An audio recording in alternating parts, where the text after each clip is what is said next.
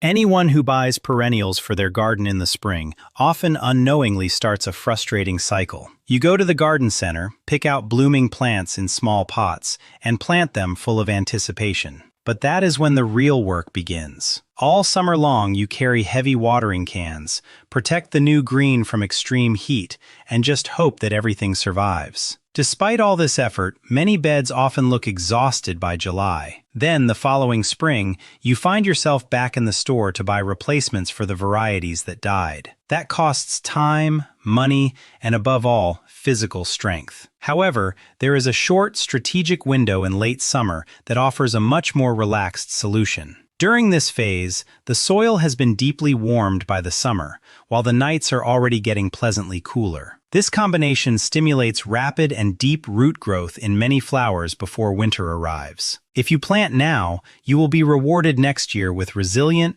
compact, and abundantly blooming beds that require hardly any maintenance. Let's look together at 8 specific candidates where this late planting time makes all the difference, starting with number 8. Number 8 is a solution for those difficult, deeply shaded corners in the garden where hardly anything else thrives. The toad lily is a true specialist for such spots. It produces exotic, almost orchid-like flowers in September and October, exactly when most other shade dwellers are already resting. The flowers are only about an inch across, but they immediately catch the eye with their delicate patterns of white or pale purple petals and dark spots. They grow on arching stems that can easily reach 3 feet high, adding wonderful structure to the shade bed. If you put this beauty in the ground in late summer, it has plenty of time to settle in without having to endure the extreme heat of midsummer, which it does not appreciate at all. The warmed August soil helps it anchor firmly before autumn really begins. The variety Miyazaki is particularly reliable here, but Lightning Strike, with its gold-striped leaves, also brightens dark corners beautifully. It is important to note with this species that, unlike many robust candidates, it needs consistent moisture and organically rich soil. It does not handle drought well and will quickly show this through brown leaf edges. A good layer of bark mulch helps keep the moisture in the ground. If you meet this location requirement, you get a fascinating addition to your fall garden. Number 7 stays in the shade or partial shade and solves very similar problems there. The Japanese anemone is perfect for that narrow strip next to the house, or the area under a large tree. Instead of inconspicuous blooms, it presents large, elegant papery cups on long, fine stems that move gently in the wind. It blooms from late August deep into October, bringing light into darker areas. Establishing it in the warm soil of late summer works excellently. In its first year after planting, it still needs regular moisture to properly settle in. From the second season on, however, it becomes increasingly low maintenance and self-sufficient. A proven classic here is the white-blooming Honorine Jobert, which has been cultivated since the mid-19th century and can reach up to 3 feet tall. If you prefer soft pink, the September Charm variety is an excellent choice. One aspect should be kept in mind, though. The Japanese anemone spreads over the years via underground runners. In large shaded areas, this is often a blessing, as it fills bare spaces wonderfully. In small, tightly confined beds, you have to keep an eye on its growth and divide the clumps every few years. This also gives you the lovely opportunity to pass on extra plants to neighbors. Number 6 is a classic where mistakes are often made out of too much care. The stone crop, especially the well-known variety Autumn Joy, comes from regions with rocky soils and summer drought. It is a succulent, meaning it stores moisture in its thick leaves and stems, much like a small cactus. Unfortunately, any well-intentioned care in the form of rich potting soil, fertilizer, or constant watering only causes it to become weak and unstable. If you plant Autumn Joy in poor, well-draining soil in August, it feels right at home immediately. It uses the residual heat of the soil to optimally prepare for winter. The visual spectacle in autumn is enormous. The large, flat flower clusters start out a pale green, change to a soft pink in September, and glow beautifully in the late afternoon light. In October, they turn dark red and fade to a rich rust brown by November. A huge advantage of this variety is its structure in winter. Under no circumstances should you cut off the dry seed heads in the fall. Not only do they look highly decorative, covered in frost, but they also provide food for birds and protect the crown from freezing. You can wait to cut them back completely relaxed in early spring, just before new shoots appear. Number 5 concerns one of the most frequently sold and most misunderstood flowers of all. Every fall, millions of people buy perfectly shaped chrysanthemum spheres for their front steps, only to throw them on the compost pile a few weeks later after they finish blooming. Yet, garden mums are actually long-lived perennials. They can return year after year, growing stronger each time. The mistake usually lies in planting them in the cool, late days of October. However, if you buy and plant them in late summer, they still have 6 to 8 weeks before the first hard frost. This exact time frame is what they need to anchor deeply in the soil. There is a crucial hands-on step here that you must never forget. When you take the purchased plant out of its plastic pot, the root ball is usually extremely dense, and the fine fibers are growing in a circle. If you were to just put this hard block into the bed like that, the roots would remain trapped in that pattern and die over the winter. You must gently loosen the root ball with your fingers and pull it apart a little. Only then can the roots grow outward into the warm surrounding soil. A few inches of mulch around the base also helps them settle. In early summer of the following year, it is also highly recommended to pinch back the tips of the new shoots slightly once or twice before mid-July. This exact technique is what creates that typical bushy growth with hundreds of flowers later on, without the stems shooting up uncontrollably and falling over. Number 4 is a wonderful example of a relaxed gardening philosophy. The blanket flower originally comes from the North American prairies and has evolved to adapt to extreme heat, dry soils, and a lack of irrigation. Once again, the rule applies here that too much care causes harm. If you put it in high-quality moist soil, you usually just get a lot of green leaves and very few flowers. Often, it completely loses its vitality after a year or two under such conditions. But if you give it a rocky, dry spot instead and plant it in the hot, late summer, it switches into a natural survival mode. The stressful conditions signal to the plant that it must reproduce. Its energy now flows entirely into producing massive, warm-toned blooms in red, orange, and yellow.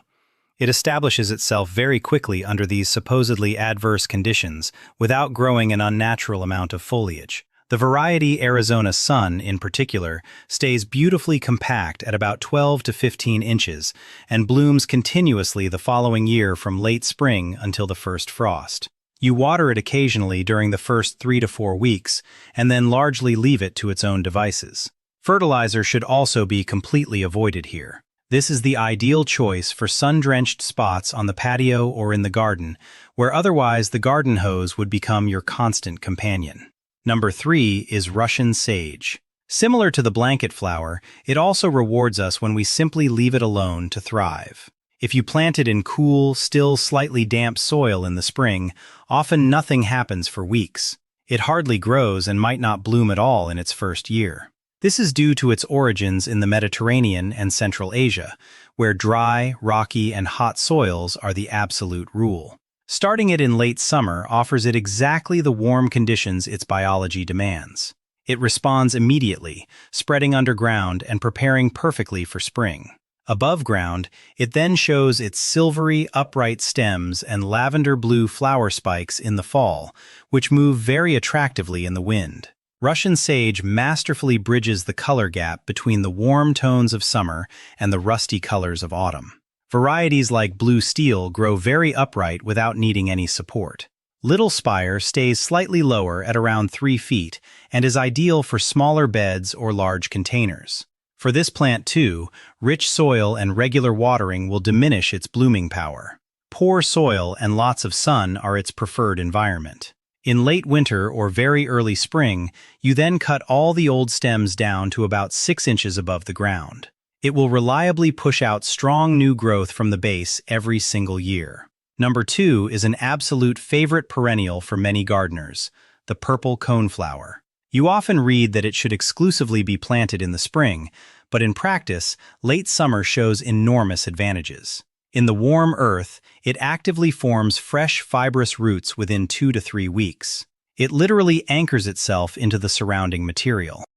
A coneflower planted in the spring focuses so heavily on this rooting process during its first year that it often blooms very modestly. If you get this work done in August, the foundation is firmly established before winter. In the following year, all its energy can flow into blooming early on. You get larger flower heads, sturdier stems, and a significantly higher tolerance to drought. Classics like the Magnus variety, with its bright pink petals and prominent orange-brown center, are extremely robust here. If you like lighter accents, you will find an elegant alternative in the White Swan variety. By the way, you should not strictly cut off all the faded flower heads in the fall. If you leave some of them standing through the winter, they serve goldfinches and other local birds as a valuable food source during the cold season. The dropping seeds also conveniently provide natural, free offspring in the immediate area.